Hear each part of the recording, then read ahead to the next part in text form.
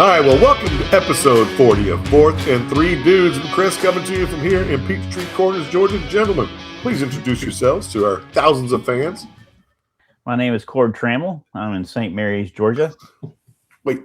Hey, you got a makeover. You look a lot better, Cord. Not in the basement. Hey, you know what? Basement can be a good deal. But I'm Bernie Dog, and I'm going to play a clip of myself when I did a vlog. I look a lot better. Eating free donuts. Free donuts, baby. Yes, because, of course, we're recording this show on Wednesday, the 4th, and this is National Signing Day. The one and true. This used to be a big event. This used to be the big event. That's what they were talking about on Sports Talk Radio this morning.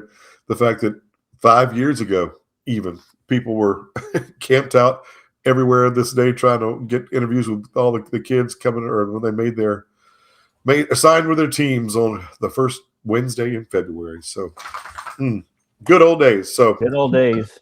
Buttsmear days. Yes.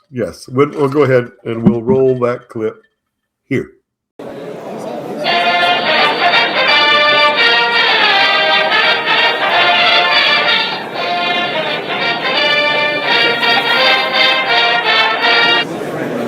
Bernie here, live from the floor of Buttsmear Heritage Hall. Donut in hand. Had a few disappointments. I thought we had Patterson, but we still got some good players on board, including Harvey Clemens, and we're hoping for some more good news coming up soon.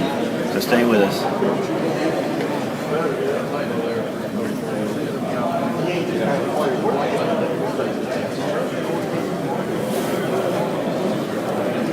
Man, that guy was young.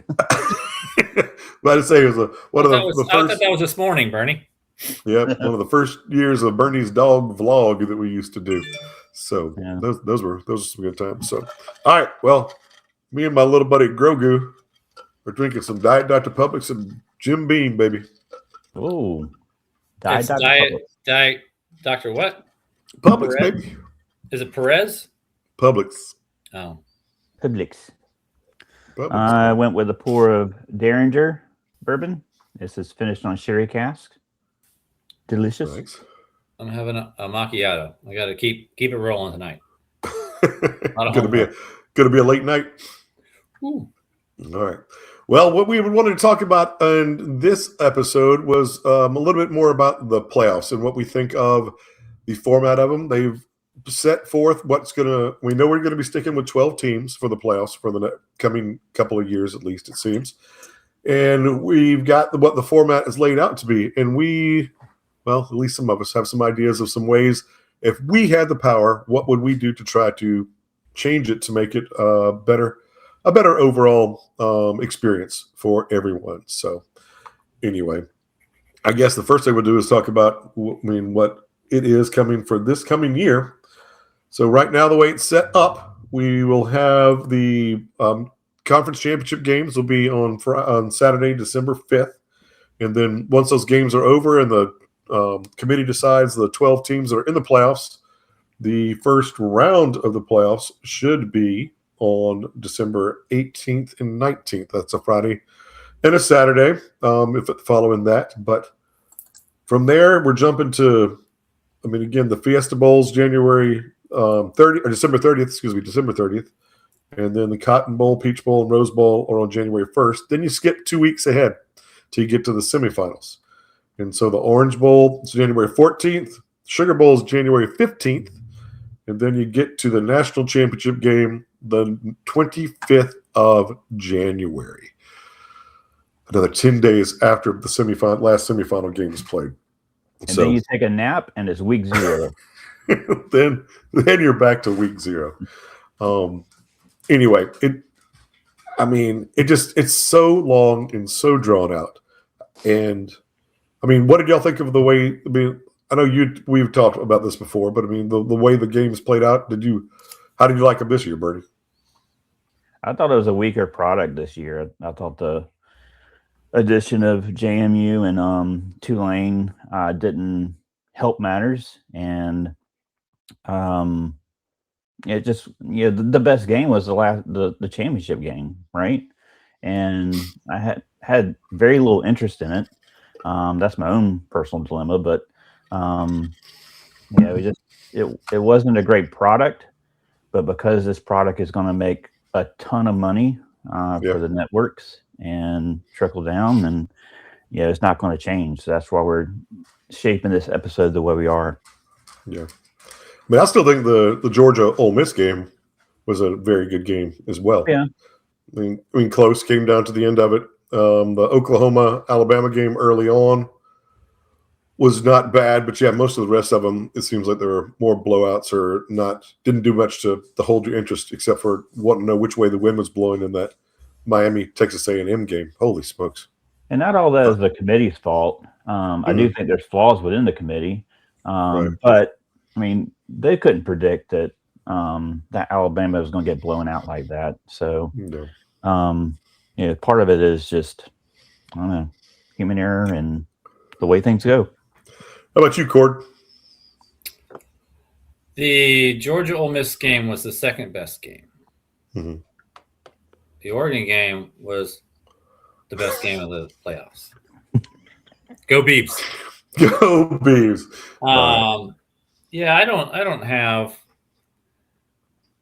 a big problem with how they set it up. I do think that the only teams that helped with JMU and Tulane was Ole Miss and Oregon. They got their warm-up scrimmages, which helped them. I think that's more of an advantage than having a bye. Yeah. But as long as they're like on Fridays or Saturdays during the holidays, it's I'm fine with it. A random Tuesday night. Yeah, I mean, gosh, what would be wrong with that? Being on the East Coast, staying up till 11:30 or midnight on a school night. Yeah. No. So okay. So with knowing what it's set up to be this coming year, if you had the option, what would be something that you would change right off the bat? Would it be in terms of the potentially the teams, the way they're picked to go to it? I know. Go. Notre Dame should not be allowed in the playoffs if they're in the top 12. You mean automatically? Automatically. That automatic stupid bid agreement under the table. Yeah. What is that about? Notre Dame. About Notre Dame and about money and about eyes. Yeah, that's a problem. It's all about money now. Money's the top priority. It's always been about money, but it's just gotten so big.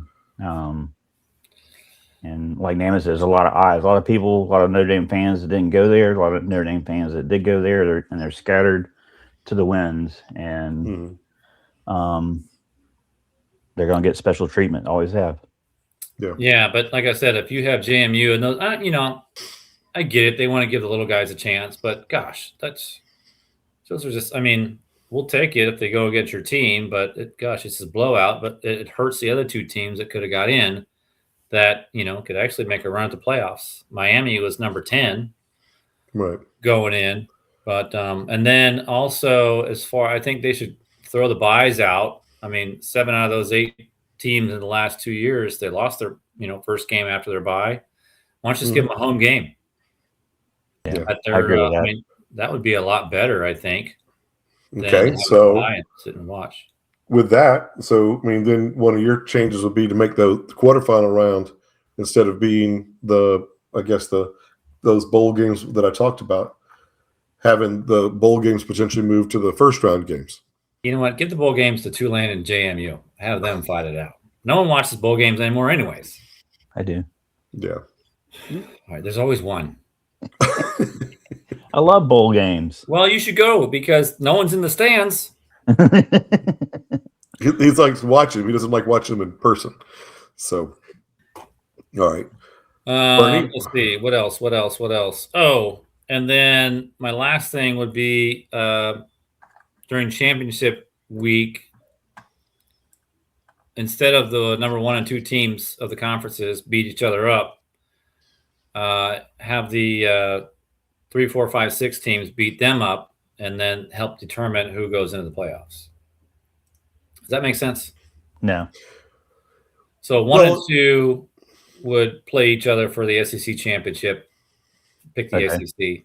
Both get the playoffs, and then 3 plays 6, 4 plays 5, That way you avoid the Vanderbilts, the Texas, all the bitching Okay. why we should get in. They don't have a chance to do it because they're out if they're not in the top 12. But if you have that one weekend where you have, 3 games with a top 6, that will eliminate the bitching. And, these, who was that said, hey, we'll play anyone, anywhere, anytime? What was it? That was Vandy. Vandy. That was Vandy. Yeah. It was Vandy. Good. You'll get a chance. You play the number, whatever team you're matched up against if you're the top 6 of the conference. I mean, that would eliminate that, and you wouldn't have such hurt feelings. If they want to give a playoff team to a little guy, Oregon State's available. Yes. Oregon State is available. Throw them a bone. Yep. How about you, Bernie? I mean, do you have any other ideas about the way to potentially format it, or? I like Cord's ideas. I think it's better than what we have coming up this year. It's interesting to get the bye and then have the middleweights, if you will, fight it out. I'm not as worried. Cord mentioned a couple of times people getting their feelings hurt. I'm not as worried about that. That's going to happen every year. You can't make everybody happy. I remember the BCS years. I mean, holy cow, the BCS years it was just a rock fight online. So I would embrace those changes, but I'm not worried about feelings. I'm more worried about it just getting diluted. And we had playoff teams that were didn't have players. We had opting out and all the jockeying for position to go to a different team and talking to agents. It's just, that's not going to change. But right. I guess what I'm saying is from where we've been the last couple of years going forward, it's going to be something that I grapple with each year and have trouble enjoying bowl season and the playoffs the way I used to, because we grew up, the number 1 team often did not play the number 2 team in a bowl. That just didn't. It rarely happened, and it's changed so dramatically, especially the last few years. Yeah. All right. Well, I mean, my idea is not original in the sense that it's not like somebody else has said it before, but I do like the idea of almost playing every weekend. So if I could change it, I agree. I think Josh Pate is one of the people who had talked about doing it this way, but it would be pretty much similar to Cord. On the championship weekend, you have all those teams that were the second-rung teams get some of these bowl games you're not talking about. Have these teams go play those games or whatever early on that same weekend and get an extra data point so they can help pick those 12 teams. Okay? So then once the 12 teams or the top 12 teams are selected, then the first round of the playoff games is the next weekend, the 12th. So I mean, again, the championship games. No, the fifth. No, the fifth is the championship game. So, but they play those other games at the same time. Uh-huh. So then they all have the extra data point, so they can pick the 12 teams. So then once you've got the 12 teams, then those first round of games will be on the 11th and 12th. Mm-hmm. So you do them that next week, and then those can be home games, or they can be some of these other minor bowl games. But then you could go roll into the next week, the 18th and 19th. I mean, the big thing with the weekends is still the NFL. So in December, the NFL has been trying to play some more games on Saturdays because there's less by college. But hell, take it back over.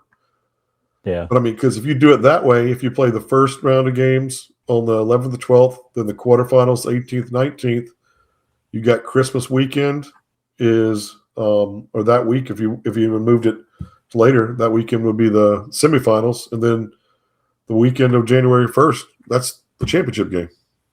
Yeah. When you get it all done. We've mentioned that before. There's not one to go up against the NFL, and that comes down really to a TV decision. And so it's kind of out of the NCAA's hands. But I would love to see it. I agree with you now. I'd love to see a Saturday playoff game against a late season NFL game. But people are going to watch what they want to watch, and with all the options you have out there now, you can record whatever you want to record too. So right, you don't have to watch it live. I would watch the playoff game, the NCAA playoff game versus the NFL game because there's more on the line right then because it's still regular season for NFL. Well, regular season, I mean, gosh, they play 14 games a Sunday. Yeah. They can't play 4 games on a Sunday during the playoffs. Yeah. I mean, you're cutting out all the Saturday game day for the college football fans, and then we got to stay up late on Monday. Also, one more thing I want to see: if you get in a bowl game, why don't they just get the kids insurance in case they get hurt instead of having them all sit out? Yeah. I mean, I get it. You know, you don't want to get hurt, but how much is the insurance policy for a game versus the gate sales or TV revenue? I mean, that would be the answer right there. maybe for some of them. I'm not sure that's all. Can be the answer for widespread. It's just it's so rampant now, and it's parents getting in their kids' ear. It's the agents getting in the parents' ear and the kids' ear, and frankly, coaches tampering with. We did that last week, but that's not an isolated incident with Dabo and Ole Miss. That happens week to week, and really has happened for years. But now it's an even bigger deal, and it's affecting the end product for the game that we love, and it's just not the same product it used to be. I think it's funny. Dabo gave that little speech like he's never done that. Yeah. Someone bring the receipts. All right. So, I mean, again, it's a huge issue with with the playoffs and the way they're structured and how long they go. I mean, because it's even going to be the same thing the following year with how late the playoffs go. So, if there's some way to be able to shorten it up, which I mean, again, could get into the whole calendar for the whole playoff system or the whole college system, which we can talk about. In our next episode, we talk about some other things that we think that have made college football maybe a little lesser of a product than we used to watch. I mean, it's still a lot of fun to watch, still invested in it, but I think that we can discuss some of those things. What is broken, quote unquote, with college football now versus what it used to be. So, it's just it's kind of where we are, and we have to deal. Going back to the calendar, Nama, we mentioned last week the academic calendar is gone. Ford said pre-show, there is no academic calendar. They can't go back to that anymore. When you have a man living on the beach, starting in the championship game and isn't taking classes, there is no academic calendar. So it comes down to putting a reasonable amount of time to get this settled. So I think going back to your original question, Anna, what will we do to fix this year? I think we have to look at week 0. We have to look at less bye weeks. We have to look at a way to get us a good regular season where we have a line of work for each team to go on. But then can go into the postseason. We know it's going to be 12 teams this year. It's probably going to be more, up to 24. Who knows how many in coming years? So it's only going to be a bigger problem. So let's go ahead and settle this now. Coaches aren't going to like giving up a week in August and doing away with making week 0, week 1, but something's got to give. And I understand the bye week is important too for every team across the nation, but I don't know, something's got to give. Yeah. That was the other thing, doing it so everything else was pushed up so that maybe the conference championship games happen on Thanksgiving weekend. Yeah. And so that we could keep them, and then you have the whole month of December to figure out the playoffs. So it is a potential option. So any other thoughts before we close out, Cord? No, I said on my piece. Just a couple of residual things to the calendar. It also would be a way to kind of clean up. I know they've minimized the transfer portal just one time, but kind of clean up all this fluidity and team rosters when teams are still competing. Or Yeah. They need to Yeah. win. Oh, Bernie, your Palmetto bug's not working. Oh man, switch your other microphone. Switch your. You got sign language? Oh, tech support. Oh, Going to he's got AirPods. something. It's got to go live.